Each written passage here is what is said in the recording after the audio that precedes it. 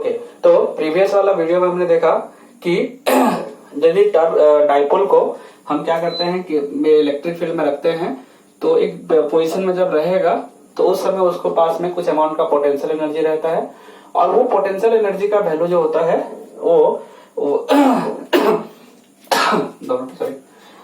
Potential energy का value जो होता है that is U equals to PE, है ना, cos θ1 minus cos θ2. This is the,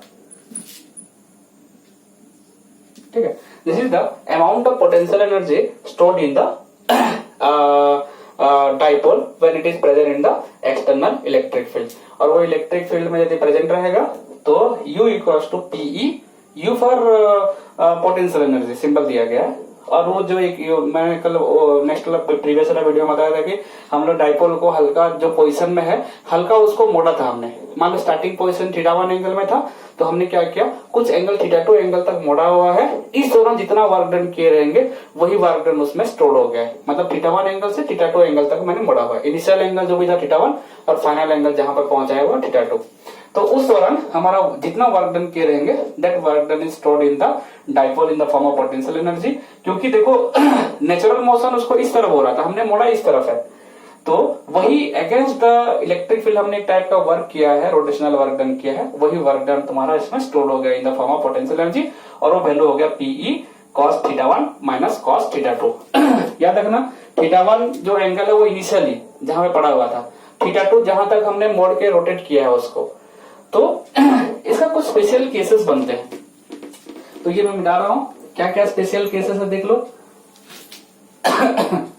case number 1, उससे पहले यदि मान लो इनिशियली हमने क्या किया हुआ, स्टार्टिंग से ही ये जो डाइपोल को हमने स्टार्टिंग से ही ऐसा रखा परपेंडिकुलर टू द मान लो इलेक्ट्रिक फील्ड रखा था। स्टार्टिंग से ही मैंने डाइपोल को इस तरह से इलेक्ट्रिक फील्ड का साथ में परपेंडिकुलर दिखाया है एट द बिगिनिंग।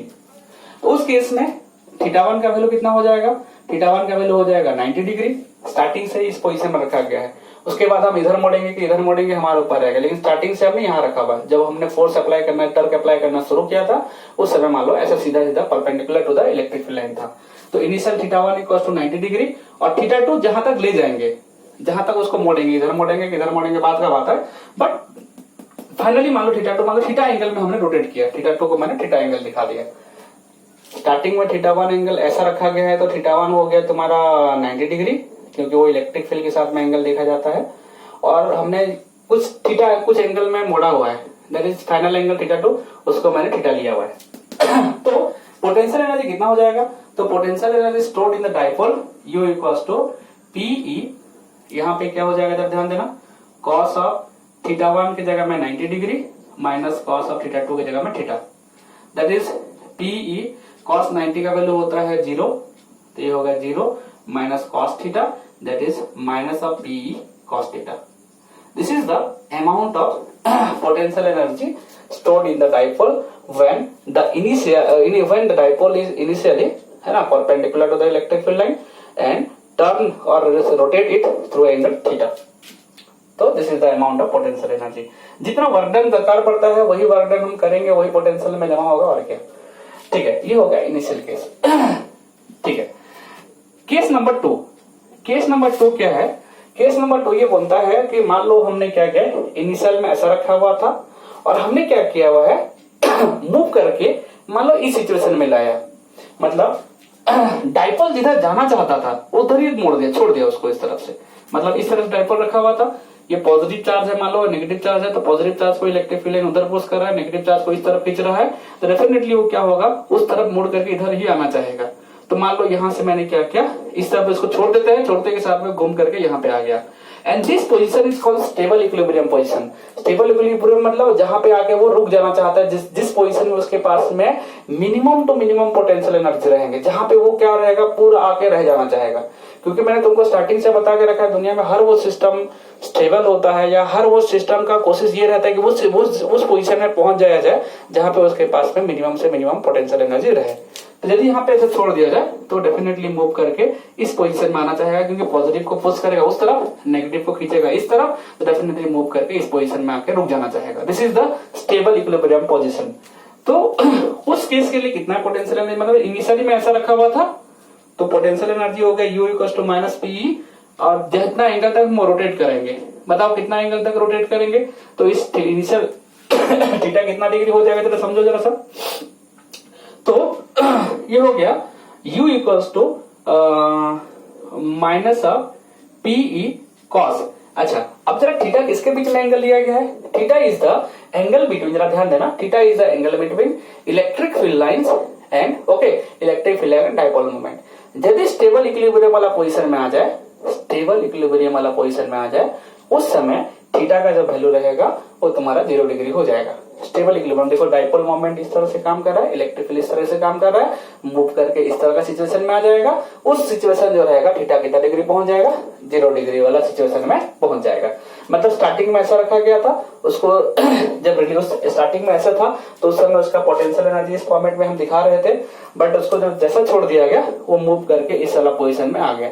तो इस वाला पोजीशन में जब रहेगा उसके पास में कितना अमाउंट का पोटेंशियल एनर्जी रहेगा, तो u equals to PE cos theta की जगह में कितना 0 डिग्री डाल दूंगा, तो minus of PE cos 0 degree का वैल्यू होता है 1, तो माइनस ऑफ पीई, तो amount of potential energy is minus of P, negative potential energy which is the maximum value, because यहाँ पे देखा जाए तो cos थीटा के यदि मैक्सिमम वैल्यू 1 होता है तो उस पोजीशन में तुम्हारा पोटेंशियल एनर्जी भी मिनिमम, मतलब मिनिमम वैल्यू का मतलब जो पोटेंशियल एनर्जी का भी डेफिनेटली जो वैल्यू आ रहेगा है ना वो मिनिमम रहा होगा। मतलब इन शॉर्ट में ऐसा बोल सकता हूं कि इस वाला सिचुएशन में आ करके उसके पास में मैक्सिमम नेगेटिव पोटेंशियल एनर्जी रहेगा जो कि हो गया माइनस ऑफ पीई। तो u equal to minus of PE, minus of P negative, मतलब यदि ऐसा सिचुएशन में छोड़ दूं तो फट से वो इस पोजीशन में आकर रुक जाएगा, क्योंकि उस समय उसके पास में मैक्सिमम नेगेटिव पोटेंशियल, मतलब in short minimum potential energy उसके पास प्रेजेंट है, और जितना मिनिमम रहेगा उतना वो खुश रहेगा। मतलब इन शॉर्ट यदि मैं कोई भी पोजीशन में डाइपोल को छोड़ूं, कहीं भी छोड़ूं, तो घूम फिर के वो क्या करना चाहेगा, इसी मिनिमम एनर्जी वाला सिचुएशन में आना चाहेगा, और उसी को उसीलिए उसको बोला जाता है स्टेबल इक्विलिब्रियम पोजीशन। तो थीटा इक्वल टू उसके लिए होना चाहिए 0 डिग्री। ओके, नेक्स्ट केस होता है अनस्टेबल इक्विलिब्रियम।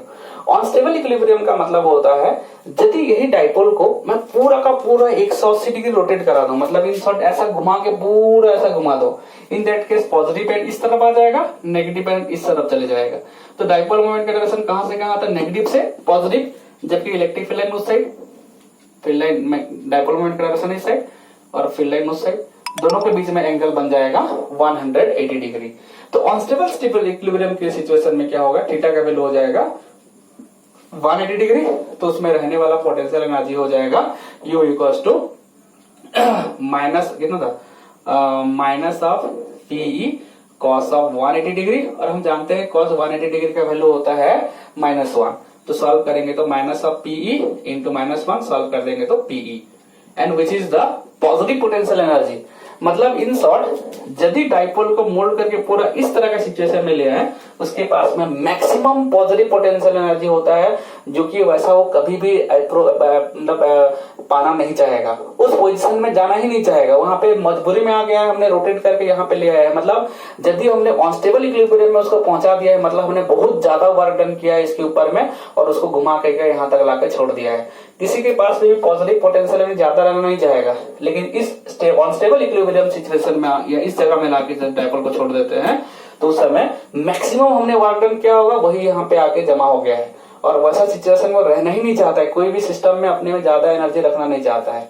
तो इस वाला सिचुएशन में हो ये रहा है कि इसके पास में maximum to maximum potential energy, यदि उसको हल्का भी छेड़ दोगे ना तो फट से वो ऐसा पोजीशन में जाना चाहेगा जिस पोजीशन में उसके पास में मिनिमम पोटेंशियल एनर्जी रहेगा, मतलब फट से रोटेट करके यहाँ पे आना चाहेगा। मतलब इन शॉर्ट में बोल सकता हूँ, तो एक पोजीशन हो गया जब डाइपोल पूरा अलाइन होकर रहेगा इलेक्ट्रिक फील्ड के साथ में, वो वाला सिचुएशन होता है स्टेबल इक्विलिब्रियम सिचुएशन। और जब डाइपोल को हमने ऐसा रखा हुआ है कि डाइपोल मोमेंट का डायरेक्शन इधर है और इलेक्ट्रिक फील्ड का डायरेक्शन उल्टा है, मतलब इस तरफ है, 180 डिग्री का एंगल है, उस समय उसके पास मैक्सिमम पोटेंशियल एनर्जी जमा होगा जो कि होता है पी।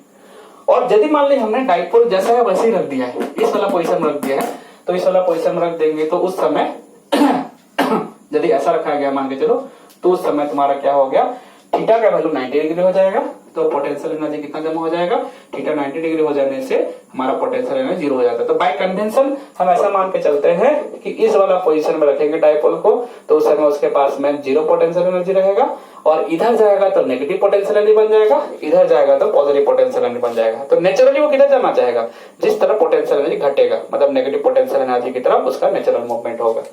तो स्टेबल इक्विलिब्रियम मतलब अलोंग द फील्ड वो अलाइंड होकर रहेगा, पॉजिटिव चार्ज इस साइड, नेगेटिव इस साइड, मतलब डाइपोल मोमेंट और इलेक्ट्रिक फील्ड सेम डायरेक्शन में रहेंगे 0 डिग्री में। डाइपोल मोमेंट और electric field 180 degree, that is unstable equilibrium. यदि ऐसा वाला सिचुएशन में है तो हम ऐसा मान के चलते बाय कन्वेंशन 0 पोटेंशियल एनर्जी में है बोल के माना जाता है। तो इस तरह से हमारा क्या हो गया, किसी भी डाइपोल में रहने वाला पोटेंशियल एनर्जी निकाला जाता है। यदि कोई दिक्कत होगा तो तुम बताना, हल्का कंफ्यूजन रहता है। बाकी ये जो थीटा वाला सिचुएशन में कंफ्यूज मत होना। तुम्हारा क्या होगा, पोटेंशियल एनर्जी जब पूछा तो U equals to minus of P cos theta को यूज किया जाता है। Theta is the angle between electric field intensity and dipole moment. Okay, तो ये हो गया हमारा पोटेंशियल का सारा टॉपिक खत्म हो गया। तो जितना मैंने तुमको अभी तक बताया हुआ है सारा पोटेंशियल का टॉपिक को कवर करना, क्योंकि इसमें 15 मिनट का वीडियो ही हो आता है, उससे बाद आगे हम नहीं कर पाएंगे इसमें। तो उसी के लिए इसको जरा सा अच्छा देख लेना।